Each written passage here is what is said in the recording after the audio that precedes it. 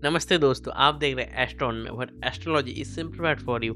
आज के वीडियो का डिस्कशन रहेगा D30 कुंडली। हम इसके बारे में जानेंगे कि ये क्या होता है और इसके प्रैक्टिकल इम्प्लीकेशंस के बारे में समझेंगे। परासी ज्योतिष के हिसाब से D1, D3, D9, D10 और D30 कुंडली सबसे इंपॉर्टेंट कुंडलियां माने जाते हैं। इससे हम जान पाते हैं कि आप अपने लाइफ में क्या आगे बढ़ सकते हैं या फिर लाइफ में क्या क्या दिक्कतें आ सकती हैं। आज के डिस्कशन का विषय होगा D30 कुंडली, जिससे हम ये जानते हैं कि आपके लाइफ का मेजर इवेंट क्या होने वाला है, कौन से ग्रह आपको नेगेटिवली अफेक्ट करेंगे, कौन से ग्रहों से आपको प्रॉब्लम आएगी और मैरिज आपका सुखी होगा या फिर सुखी नहीं होगा। D30 चार्ट में जो भी प्लैनेट्स होते हैं वो आपकी नेगेटिविटी और आपके प्रॉब्लम्स को शो करते हैं। इन प्लैनेट्स में सन और मून को कंसिडर नहीं किया जाता, क्योंकि ये माना जाता है कि आपके मम्मी और आपके पापा आपके लिए कभी खराब कर नहीं सकते। तो इनको छोड़कर बाकी सारे प्लैनेट्स आपके प्रॉब्लम को शो करेंगे और वो किस तरीके से शो करेंगे हम आगे डिस्कस करेंगे। अब शास्त्रों की माने तो जितने भी तरीके के प्रॉब्लम्स होते हैं वो षड्रिपु द्वारा देखा जाता है। टोटल 6 तरीके के षड्रिपु होते हैं, जो होता है काम, क्रोध, लोभ, मोह, मद और मत्सर्य। D30 कुंडली में शुक्र काम को रिप्रेजेंट करता है। जब कुंडली में शुक्र कमजोर होगा या फिर छठे या फिर 8वें घर में होगा तो ऐसा पर्सन को काम के कारण दिक्कतें आएंगी। और अगर कुंडली में शुक्र अच्छा होगा तो ऐसा पर्सन अपने काम वासना को कंट्रोल में ला पाएगा। सिमिलरली इस कुंडली में मार्स को क्रोध के साथ जोड़ा गया है। अगर कुंडली में मार्स खराब होता है, फिर 8वें या 12वें घर में होता है या फिर केंद्र हाउसेस में होते हैं, तो ऐसे पर्सन बहुत ही ज़्यादा क्रोधी होता है। इनके क्रोध को रोक पाने में बहुत ही ज़्यादा दिक्कतें होती है और इसके कारण ये पर्सन अपने प्रॉब्लम में फंसता चला जाता है। राहु को लोभ के साथ जोड़ा जाता है। अगर राहु कुंडली में खराब होता है और लगन के साथ कनेक्शन बनाता है तो ऐसा पर्सन बहुत ही ज़्यादा लोभी होता है। यहाँ पर लगन का मतलब होता है D30 के लगन। सिमिलरली मोह को केतु ग्रह से देखा जाता है और मद को शनि ग्रह से देखा जाता है। अगर D30 में शनि नीच का होता है या फिर छठे या फिर 8वें घर में होता है तो ऐसे पर्सन को मद की दिक्कतें हो सकती है। मत्सर्य को मरकरी ग्रह से देखा जाता है। जब D30 कुंडली में मरकरी खराब होता है फिर 12 हाउस में होता है तो ऐसे पर्सन को ईर्ष्या बहुत ही ज़्यादा होती है। हालांकि इनको खुद ही मालूम नहीं होता है कि ये लोग ईर्ष्या करते हैं या फिर नहीं करते हैं। किसी भी डिविजनल चार्ट का इंपॉर्टेंट प्लैनेट होता है लगन और लग्नेश। तो इस कुंडली के भी लग्नेश बहुत ही ज़्यादा इंपॉर्टेंट होता है। लग्नेश को तो हम बाद में थोड़ा डिस्कस करेंगे, पर पहले हमको लगन पे आना पड़ेगा। लगन के ऊपर जो भी ग्रह अपना इफेक्ट डालेगा उस ग्रह से रिलेटेड कारक तत्व आपके लाइफ में होंगे ही होंगे। मान के चलिए D30 के लगन को मंगल देख रहा है, फिर मंगल D30 के लगन में ही बैठा हुआ है, तो ऐसे पर्सन अग्नि तत्व वाला पर्सन होगा। अग्नि तत्व इनके अंदर बहुत ही ज़्यादा भरा हुआ होगा। और अगर कुंडली में मंगल एग्जॉल्टेड हो जाता है तो ये चीज़ें और भी ज़्यादा बढ़ जाती है। इसके लिए यही उपाय किया जाता है कि इनको सूर्य देव के कोई ना कोई मंत्र पढ़ने चाहिए। जब सैटर्न लग्नेश को या लगन को प्रभावित करता है D30 की कुंडली में तो ऐसे पर्सन के लाइफ में वायु तत्व का जो एलिमेंट होता है वो इम्बैलेंस हो जाता है, जिनके कारण क्रोनिक डिजीज हो सकता है, लेग्स या घुटने में भी दिक्कतें हो सकती हैं। इसके लिए शिव जी के उपाय या फिर शिव जी के साधना करना मैंडेटरी है। जब जुपिटर लगन को प्रभावित करता है और पीड़ित होता है फिर और ही ज़्यादा ताकतवर होता है तो ऐसे पर्सन के फैटी लीवर हो सकता है, तरह तरीके की फैट रिलेटेड दिक्कतें भी हो सकती है। ऐसे पर्सन को हमेशा नारायण पूजा करनी चाहिए। जब मरकरी लगन को इफेक्ट करता है तो ऐसे पर्सन के लाइफ में पृथ्वी तत्व बहुत ही ज़्यादा एक्टिव हो जाता है, जिसके कारण स्किन इशूज भी हो सकते हैं, नर्वस सिस्टम के इशू, मेमोरी लॉस, इस तरीके के प्रॉब्लम हो सकते हैं। ये लोग पैसे के पीछे बहुत ही ज़्यादा भागते हैं, जिनके कारण इनको दिक्कतें आती है। ऐसे पर्सन को गणेश जी के उपाय करने चाहिए। इन्हीं से इनका मरकरी स्ट्रांग होगा और प्रॉब्लम से ये लोग बचेंगे। अगर वेनस का तत्व बहुत ही ज़्यादा एक्टिव होता है, मतलब वो लगन को देख रहा है फिर लगन में ही बैठा हुआ है, तो ऐसे पर्सन अपने सेक्सुअल डिजायर्स के कारण फंसेंगे। साथ ही साथ इनके लव रिलेशनशिप में भी दिक्कतें हो सकती है। मेडिकल टर्म्स में देखें तो इनको किडनी रिलेटेड इश्यूज भी आ सकते हैं। उपाय के तौर पे इनको दुर्गा चालीसा पढ़ना चाहिए। अब हमको ये समझना पड़ेगा कि कौन सा प्रॉब्लम आपको दिक्कत दे रहा है, क्योंकि आप अगर प्रॉब्लम को ही समझेंगे तभी आप उसका सॉल्यूशन भी निकाल पाएंगे। उसको एक एक स्टेप से हम जान लेते हैं। पहले ये नोट करना है कि D30 के लगन को कौन सा ग्रह प्रभावित कर रहा है। उसके बाद ये देखना होता है कि कौन सा एलिमेंट आपको इफेक्ट कर रहा है। मान के चलिए मंगल का एलिमेंट आपके अंदर बहुत ही ज़्यादा है तो मतलब आप एग्रेसिव होंगे। तो इस तरह से आपको खुद ही सेल्फ एनालाइज करना पड़ेगा कि आपके अंदर कौन सा एलिमेंट ज़्यादा है। जो आपके लगन को ग्रह प्रभावित करेगा उससे रिलेटेड एक षड्रिपु होता है। उस षड्रिपु के बारे में पहले डिस्कस किया जा चुका है।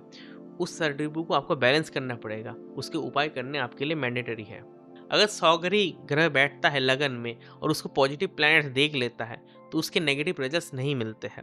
और एक बात इंपॉर्टेंट नोट करने की ये है कि सन मून और जुपिटर कभी भी आपको हार्म नहीं करेंगे, बल्कि ये नेगेटिव प्लैनेट्स के इफेक्ट को कम करेंगे अगर उनके ऊपर इनकी दृष्टि पड़ जाती है तो।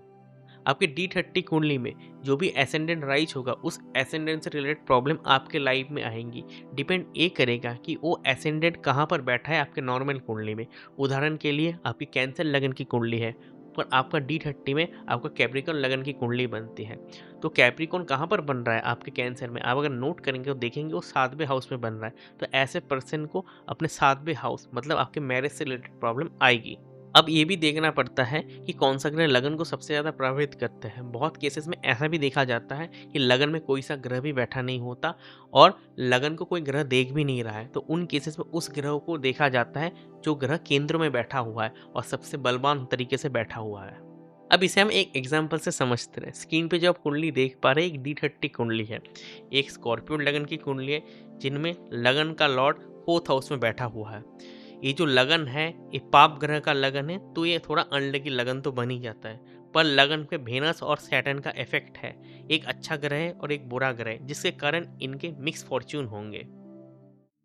त्रिशांसा यानी D30 कुंडली से हम किसी भी प्रॉब्लम के बारे में जान सकते हैं, लेकिन इस केस में हम मैरिज पर फोकस करेंगे और इससे हम जान पाएंगे कि पर्सन का हैप्पी मैरिज कैसे हो सकता है और कैसे सैड मैरिज हो सकता है। अगर आप एस्ट्रोलॉजी का चर्चा करते हैं तो आपको मालूम ही होगा कि मैरिज को हम नवांशा से देखते हैं। मैरिज का हर एक एस्पेक्ट नवांशा से देखा जाता है और मैरिज का सुख और दुख को भी हम उसी से देखते हैं, लेकिन उसका कॉन्फर्मेशन त्रिशांसा कुंडली से होता है। इस केस में D30 कुंडली में देखा जाएगा 7th हाउस रिप्रेजेंट करेगा मैरिज को और 8th हाउस रिप्रेजेंट करेगा मैरिज कितना दिन जाएगा उसको। इसका एक और इंटरेस्टिंग एस्पेक्ट यह है कि आपको कभी भी D30 कुंडली कैंसर लगन की और लियो लगन की नहीं दिखेगी, क्योंकि सन रिप्रेजेंट करता है फादर को और मून रिप्रेजेंट करता है मदर को। इस केस में वो कभी भी लगन का लॉर्ड नहीं बन सकते हैं, लेकिन फर्स्ट हाउस में वो प्लैनेट्स के हिसाब से बैठ सकते हैं, लेकिन कभी भी लग्नेश नहीं बन सकते हैं। एक और इंटरेस्टिंग केस ये होता है कि अगर लग्नेश मार्स या सैटर्न होते हैं, यानी कुंडली एरीज लगन की, स्कॉर्पियो, कैप्रिकॉर्न या एक्वेरियस लगन की होती है और उस पे उनके लग्नेश की दृष्टि पड़ जाती है, तो फिर एरीज में, स्कॉर्पियो में ये मार्स की दृष्टि होगी और कैप्रिकॉर्न और एक्वेरियस में ये सैटर्न की दृष्टि होगी। ये अगर पड़ जाती है तो पर्सन का मैरिज का कॉम्बिनेशन बहुत ही ज़्यादा बुरा होता है इस केस में, और ये बहुत ही ज़्यादा बुरे रिजल्ट्स देगा उनको मैरिज में। अब D30 कुंडली में सन का प्लेसमेंट भी बहुत ही ज़्यादा इंपॉर्टेंट होगा मैरिज के कॉन्टेक्स्ट में। ये आपके सोल के डिज़ायर को रिप्रेजेंट करेगा। मान के चलिए आपका सन बैठा हुआ है जुपिटर के किसी राशि में, यानी सैजिटेरियस या पाइसिस में, तो आप अपने मैरिज को लेकर बहुत ही ज़्यादा अच्छे थॉट्स रखेंगे, बहुत ही ज़्यादा सात्विक थॉट्स रखेंगे। अब यही अगर सन सैटर्न के राशि में बैठा हुआ होता है, यानी कैप्रिकॉर्न या एक्वेरियस में, तो पर्सन को आइसोलेशन फेस होगा, आइसोलेशन फील होगा अपने मैरिज में। वो अपने मैरिज से आइसोलेटेड फील करना चाहेंगे। अगर सैटर्न इस कुंडली में एग्जॉल्टेड होता है तो इफेक्ट बहुत ही ज़्यादा इंटेंस होगा, अगर डेबिलिटेटेड होता है तो इफेक्ट्स कम होंगे। अब इसमें एक और एंगल ये है कि सन के साथ कौन सा प्लैनेट बैठा हुआ है। जो भी प्लैनेट बैठा हुआ होगा उसके कारक तत्व आपके मैरिज में आएंगे और आप लाना चाहेंगे।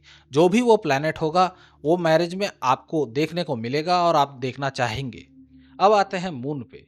पहले ही हमने कहा है कि मून रिप्रेजेंट करता है मदर को इस कुंडली में, लेकिन ये एक और एस्पेक्ट को रिप्रेजेंट करता है, जो कि है आपका मेंटल स्टेट। आपके मैरिज के प्रति आपका मेंटल स्टेट कैसा होगा, मून इस कुंडली में डिटरमाइन करेगा।